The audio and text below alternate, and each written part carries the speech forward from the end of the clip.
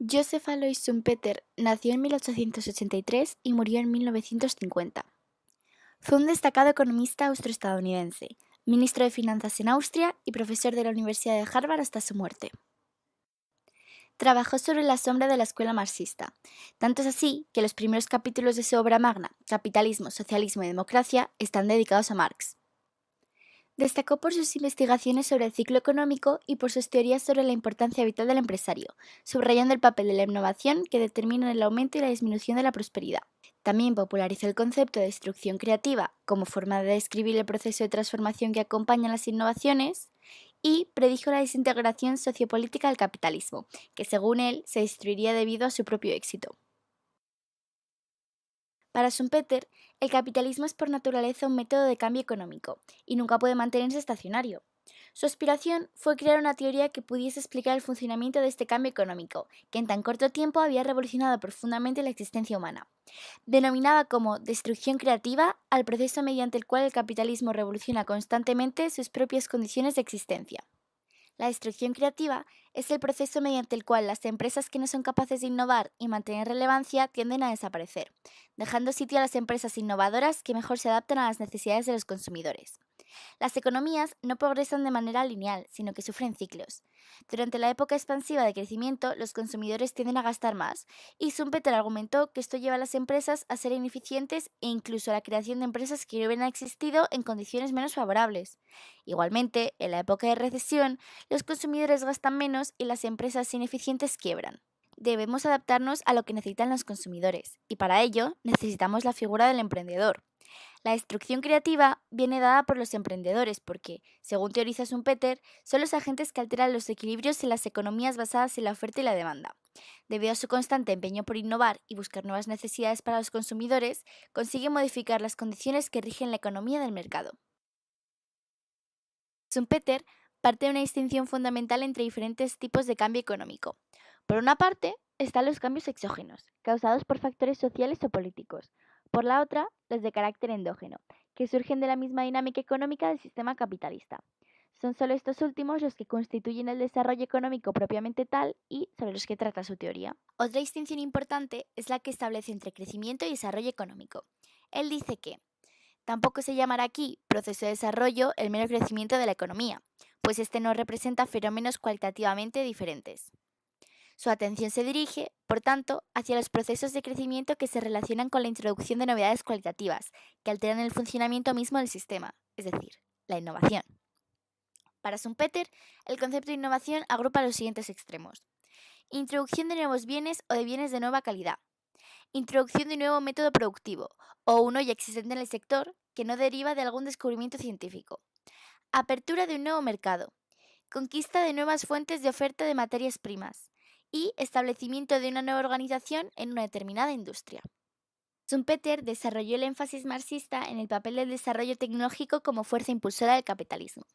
Como he dicho antes, sostenía que el capitalismo se desarrolla a través de las innovaciones de los emprendedores, es decir, mediante la creación de nuevas tecnologías de producción, nuevos productos y nuevos mercados. Las innovaciones permiten que los emprendedores con éxito monopolicen temporalmente sus respectivos mercados, con lo que obtienen unos ingresos excepcionales que Schumpeter llamó beneficio del emprendedor. Con el paso del tiempo, sus competidores imitan las innovaciones y obligan a rebajar los beneficios de todos a nivel normal. Basta pensar en la cantidad de productos existentes en el mercado de las tablets antes, que estaba dominado casi exclusivamente por el iPad de Apple, y ahora hay muchas más marcas que controlan el sector. Estos beneficios del emprendedor son los únicos que Schumpeter define como ganancia, y esto debe ser claramente diferenciado de la remuneración normal de los factores productivos. Según Schumpeter, además, esta competencia impulsada por las innovaciones tecnológicas es mucho más poderosa e importante que la competencia de precios neoclásica, que es cuando los productores intentan vender más baratos que sus competidores y, para poder rebajar los precios, aumentan su eficiencia en el uso de tecnologías que ya existen, en vez de crear unas nuevas. Como hemos visto hasta ahora, para Schumpeter el capitalismo establece una ficción, ya que sin los emprendedores el sistema capitalista no puede funcionar. Para él, lo más importante es crear bases de crecimiento económico alrededor de los emprendedores, porque únicamente constituyendo sus pilares se podrá paliar la crisis. La teoría del emprendedor Schumpeter subraya diversos aspectos psicológicos y niega que la conducta del empresario pueda ser entendida como una acción cuyo motivo principal sea el simple deseo de acumular dinero o riqueza. Obtener grandes ganancias no es sino la manera de establecer y comprobar el éxito de la acción creadora del emprendedor, pero no su motivación. El empresario schumpeteriano es, desde el punto de vista racional y económica capitalista, una figura escasamente racional. Este personaje, que se acerca mucho más a la figura de un caballero andante medieval que la de un gerente moderno, es concebido por Schumpeter como la fuerza motriz del surgimiento de la civilización capitalista. Es el impulso fundamental para su surgimiento. Y vemos que lo pone de una forma bastante romántica. Schumpeter distingue tres tipos de ciclos económicos, que identifica como los ciclos de Kitzing: 40 meses, juglar, 10 años y Kondratiev, 60 años. Los últimos son los más importantes. Se producen a partir de innovaciones de primer grado que transforman los fundamentos mismos del sistema económico. Ello da origen a ondas largas de desarrollo que duran entre 45 y 60 años. Las ondas comprenden una fase ascendente, o un periodo de disrupción creativa, y una descendente, o dominio de la tendencia al equilibrio. Estas fases principales pueden ser completadas por una fase de aguda depresión o crisis y otra de restablecimiento o recuperación. Las innovaciones que han originado las ondas largas de desarrollo económico han sido también llamadas por Schumpeter para acentuar su enorme trascendencia como revoluciones industriales. Así, cada onda larga se compone de la revolución industrial y de la absorción de sus efectos. Por ejemplo, podemos observar empírica e históricamente el surgimiento de una de esas ondas largas hacia fines de la década de 1780, su culminación alrededor de 1800, su caída y luego una cierta suerte de recuperación que finaliza a comienzo de la década de 1840. Esa fue la revolución industrial. Pese a creer profundamente en el dinamismo del capitalismo, Schumpeter no era optimista en cuanto a su futuro.